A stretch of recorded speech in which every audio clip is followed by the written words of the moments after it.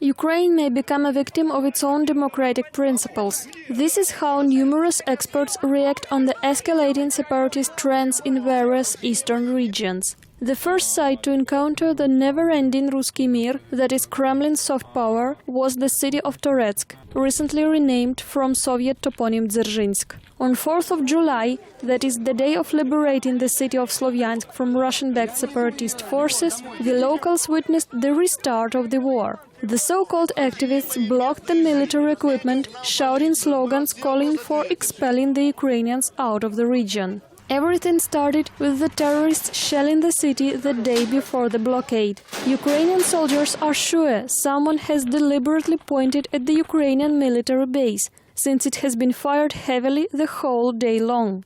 However, when the militants decided to withdraw their equipment from the shellings, the locals simply blocked their way in order not to let the soldiers out. In a while, numerous activists arrived, shouting the National Guard should leave the city.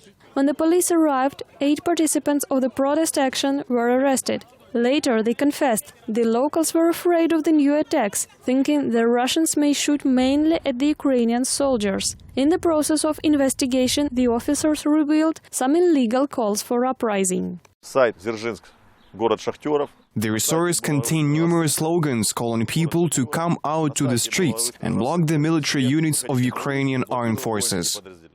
Russian-backed separatists strive for taking seats in the official administrative structures in other regions as well. According to the members of social movement Informational Resistance, numerous deputies previously working for the ex-president Viktor Yanukovych are now trying to undermine the course of Ukrainian state. One of the schemes recently unveiled by Ukraine's Secret Service is called the silent federalization. In brief, it means numerous deputies of the local administrations write formal requests to the president, asking for more autonomy in governing their units. However, the roots of the separation lie no further than Moscow. Alla Alexandrovska, who is famous for her communist activities, has been already detained and now waiting for the trial. Another Ukrainian, recruited by Kremlin, reveals the secret methods of their work in Ukraine. Andriy Borodovka worked as a journalist in Kharkiv. Now he is not afraid to talk loudly, since Russian Secret Service abandoned him with no feedback provided.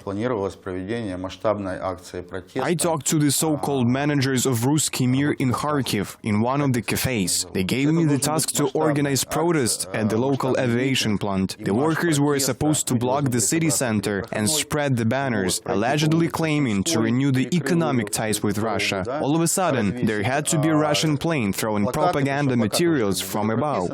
Another instrument Russia uses in the so-called hybrid war is religion. Numerous people with Georgian black and yellow ribbon and the portraits of the last Russian Emperor Nikolai II appeared during the Christ March for the Peace in Kharkiv. The action was organized by the Church of Moscow Patriarchate, whose priests refused to commemorate the Ukrainian soldiers killed in the ATO, though blessing the separatists from the so-called People's Republics of Donetsk and Luhansk. Now the over-Ukrainian Christ March moves from the east and the west. 2 pilgrim groups are supposed to meet in Kyiv on 27th of July, just before celebrating the anniversary of Kievan Rus Christianization.